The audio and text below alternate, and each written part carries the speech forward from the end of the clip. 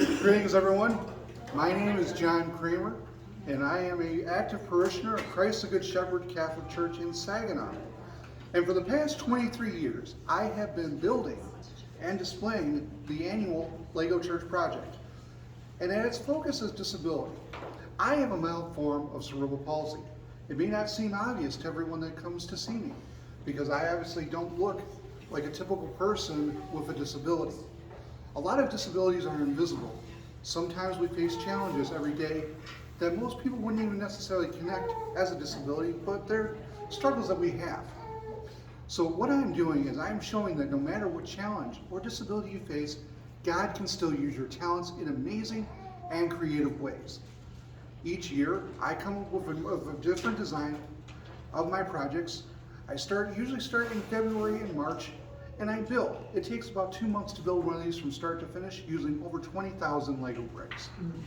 And I am facing challenges, not just with the medium of the Lego, but with myself as well, because of like the anxiety, questions whether or not I'm gonna have enough parts to finish the project.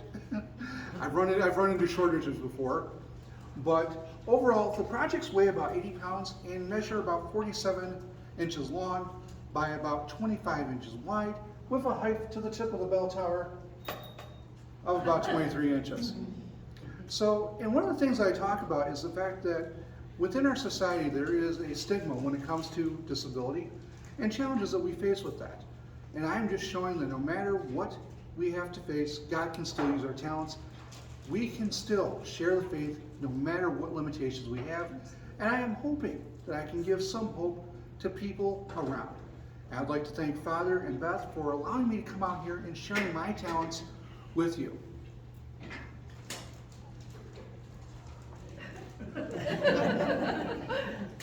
Right. Yeah. Any questions for John? Yeah. Questions. This is year 23. 2023. What was the most difficult year? The most difficult build? I can tell you horror stories from every season. I think probably one of the more challenging ones was season 6, because at the time I was doing these massive dome roofs, and at one point the Legos did not want to line up. I was actually getting a literal rotation from the left side and the right side. So I'm trying to put this together, and I actually split the roof down one of the sides. So there was no way I was going to do a dome roof after that. I actually literally had to chop it off, put a piece over it. And then I think season 8 was another challenge, because I actually ran out of bricks. Midway through doing the roof, I ran out of parts. So I had to stop what I was doing, come up with a solution. It worked-ish. But it's also part of the reason why I use a flat roof now, because it makes things a lot easier, a lot less chance for parts to go flying in unintended directions. Go ahead. I saw you had Father Solanus in there. Yes. I didn't see him when I had looked. He's not in this particular project. I used him, the photo of him, both in season 18 and season 20, and the picture itself is actually saved and was built into a custom-built picture box, which is currently sitting in my living room. Okay. Although I may decide at some point to reuse the photo in a future project of this. Because we went, where he's at and saw his casket and everything in Detroit. I thought so, yes. Do you recycle your bricks from project to project, or are Yes. they all intact? Oh, I you will actually tear down the project at the end of my last display, which is usually middle of January is when I will bring it home from the final location, which is usually my home parish, Christ the Good Shepherd. We used to be called St. Helens back in the day. So yeah, I usually bring it there. Since 2003, I've been bringing it there around Christmas time. And that becomes my cap end for the season, and that's where this is heading to at some point. So I'll take about 8 hours to actually tear this thing down, and it is a challenge, because you forget how well built it becomes. I mean, seriously, I think last season 22, took me about 8 hours over the course of 2 days. And I think I may have to break that one up in 3 days, because I think my fingers were starting to get a little raw at that point. Gravity must do its thing. Yes. After a while. Do you create replicas of churches, or are they all original designs? All original designs. However, though, places that I've been to, places that I've seen become inspiration, they become fuel for the creative fires. So you never know, you may see elements of other churches built inside. I'm trying to make this as accurate as I can within the limits of Lego. So I try and be as faithful as I can. What about the stained glass windows? I see images of saints in stained glass windows. How did you make those? I actually did not make those. Those were made by a website called Catholic Bricks. They were kindly donated to me. And I've had people over the years either donate funds to help buy additional parts, or in the case of Rugged Rosaries, they've donated some pieces that are inside the project as well, such as one of the statues that I have in there. The kindness and generosity of people have allowed me to do this in ways I never expected to be able to go. So, and if anyone really wants to help, the biggest thing to do is pray. Pray for my ministry, pray for what I'm doing, that I may be doing the Lord's work in all of this. But that is, go ahead. Do you draw them out before you start, or how do you know what shape, or your design or architecture, I may go into a build with 1,001 ideas, Okay. but So I you're never really know. freehand it. I never really know what I'm actually going to do until I sit down with the bricks. Oh, wow. And I do a lot of praying as I'm working. In a lot of ways, I'm praying with my hands as I'm building, because I'm throwing in a lot of things that are going on, either in my life or in the life of the church, in the life of our parishes. I'm trying to put all that energy in praying as I'm building. So sometimes God will take me in a direction that I never thought I was going to go into originally. I was just gonna say, God loves you very much. He gave you a wonderful talent. You're Thank you. doing something really wonderful. Thank you so much. Are there any additional questions?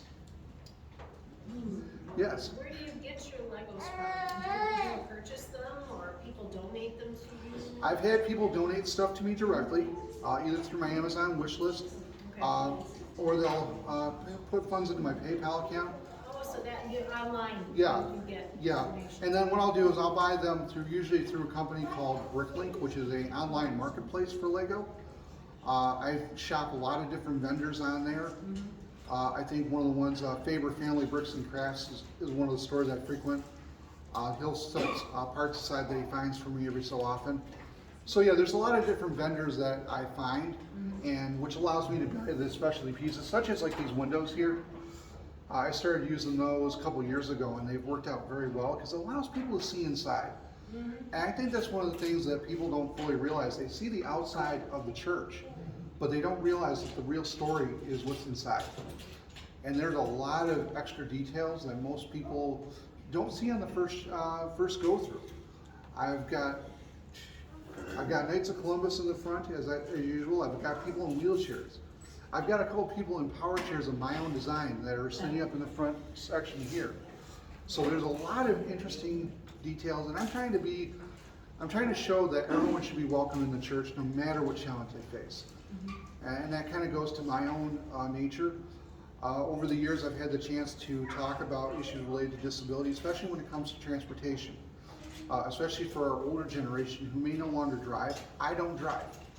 I have to rely on others, and I have been blessed by the fact that I do have people that can get me to Mass on Sunday, but there are many others who are not as fortunate, and we need to find ways to help them as well. And that's one of the other issues that I tend to talk about the most, is that issue of transportation, looking out for one another.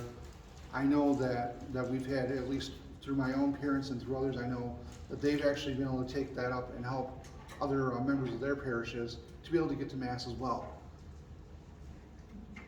Have you tried contacting the Council on Aging?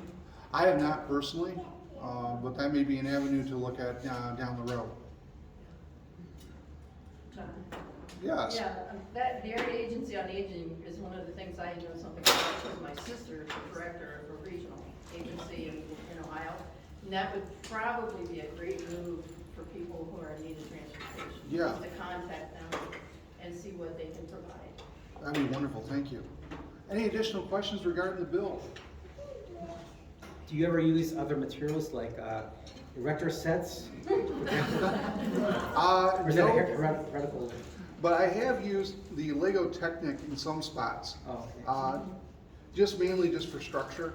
So, and then what's kind of interesting is the fact that with this particular project is that there's a lot of stuff that you don't see very easily. And part of the reason why I say there's like 25,000 pieces in here is there's like multiple rows of plates that make up the internal structure that link both the bottom half to the, links the bottom half, and then eventually I've got the roof grid, which also supports the cross on top, which is a separate piece. I don't know if you see the photos on here that have been on the screen, but yeah, it shows me working on that at one point. But that is a separate solid piece. And I'll tell you, this giant cross fell off a table one time and did not break. How many Lego people do you have in the church? I have got close to 300 figures.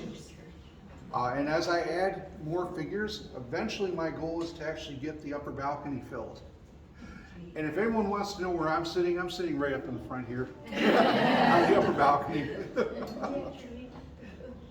You have some service animals Pretty in there. delicate, you know, and I know you transport it, and you, I hope you're gonna say no, but have you had any? I've had only, believe it or not, in the history of the project, there have been only a few instances where I've had issues. There was one time coming back from Hemlock where the project was actually not screwed to the base plate, to the board, and it kind of slid off a little bit. And then there was the one time I was coming back from St. Thomas Aquinas in Saginaw, and someone accidentally elbowed the bell tower. And unfortunately, they were more upset about it than I was. It's like 20 minutes later, I sent her an email saying, fixed it. And part of it was just the nature of the design at the time, which is part of the reason why the bell tower is a little bit more rigid now. Yeah, we still have to get it home today, so let's pray. I must break it down a little bit, Yes. don't you? No, it stays, it transports as is. Yep. Good. The towers, okay. Yep. It fits inside the back of their truck pretty easily. Actually, it's his truck. Ah! It was a smooth ride here yesterday, so. Wouldn't fit in the Cadillac. So I know you've got fire loft Yes. and an organ up there. Yeah. So that, and you have special custom-made parts. Well, no, it's all off the shelf Lego. Okay. Other than the specialty pieces that were donated, everything else in here is off the shelf Lego, and it's all from my head. But you have to modify the parts sometimes, don't you? No, the Lego piano piece that you saw inside the organ is actually something that they released from a set. And I was able to get my hands on and incorporate it into the project. I've used variations of the organ for the last several years. And sometimes when I'm doing the teardown, I will save stuff like the ambo and other stuff to be reused later, or I'll modify it to fit the need of the project for that season. The tabernacle in particular this year will probably get pulled out as is. Whether or not I use it exactly as I did for this season, for next season, I don't know yet. I don't know where the story is taking me. I may come up with an idea to make things a little bit more elaborate. And I'm always working on that vision a little bit of trying to take things in new and creative directions, and trying to bring some beauty back to our parishes.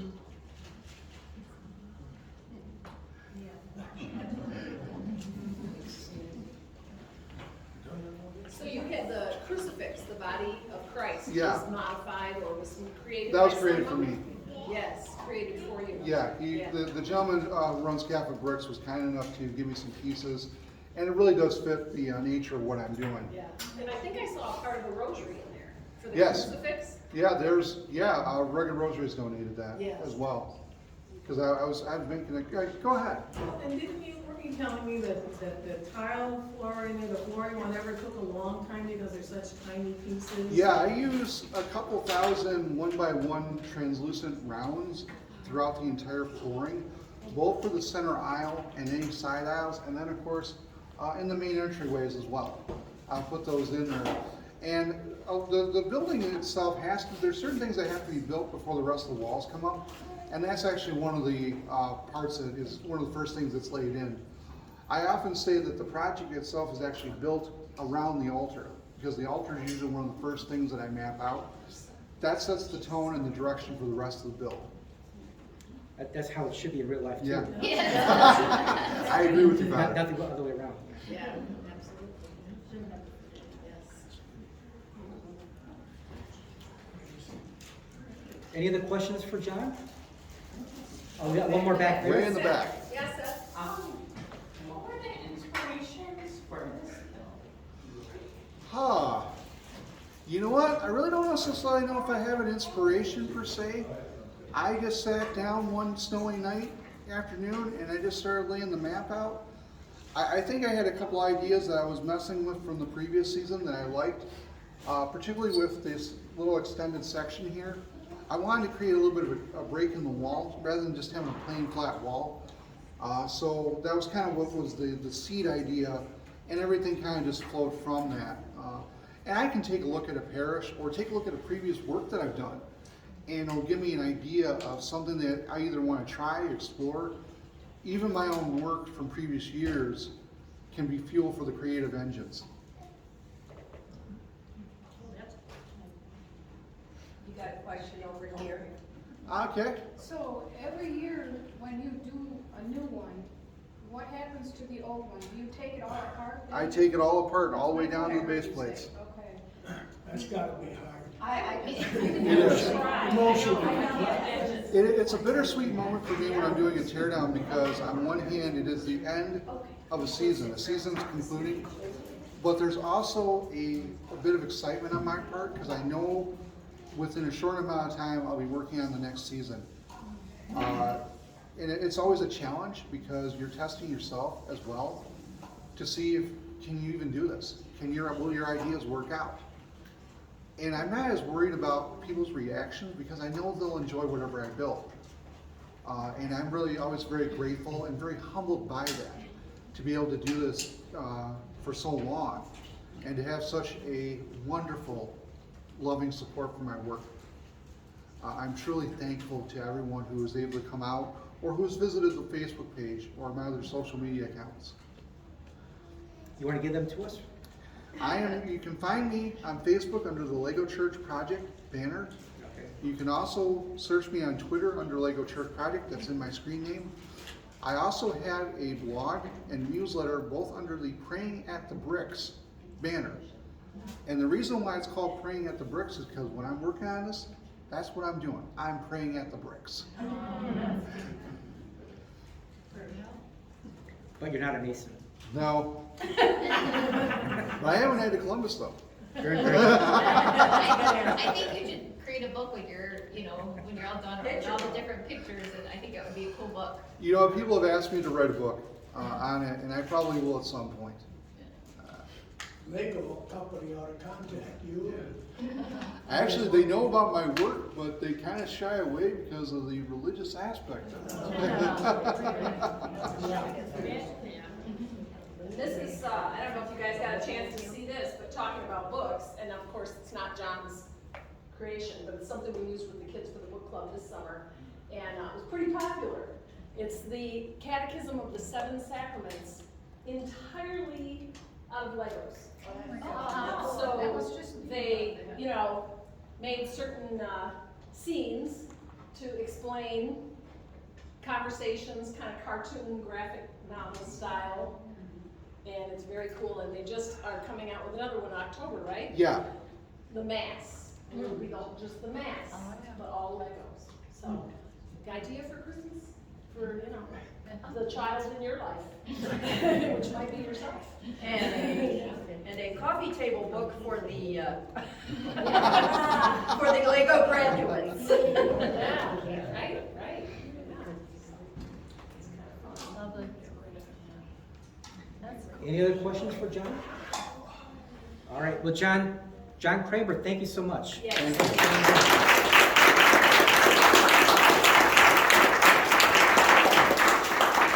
Thank you for coming out, John, and showing us your talented work. And it really is an expression of your love for God. It's like when I don't know if you're familiar with Eastern Rite icons. Like when the icons are created, that's what the artists say. They don't even call themselves artists. They say that they're praying. They don't say they're painting the icon. They're praying the icon. And in a way, you're doing something very, very similar. So well, I also want to thank Richard and Elizabeth Kindermann for helping with transportation. So thank you all for coming today. Thanks.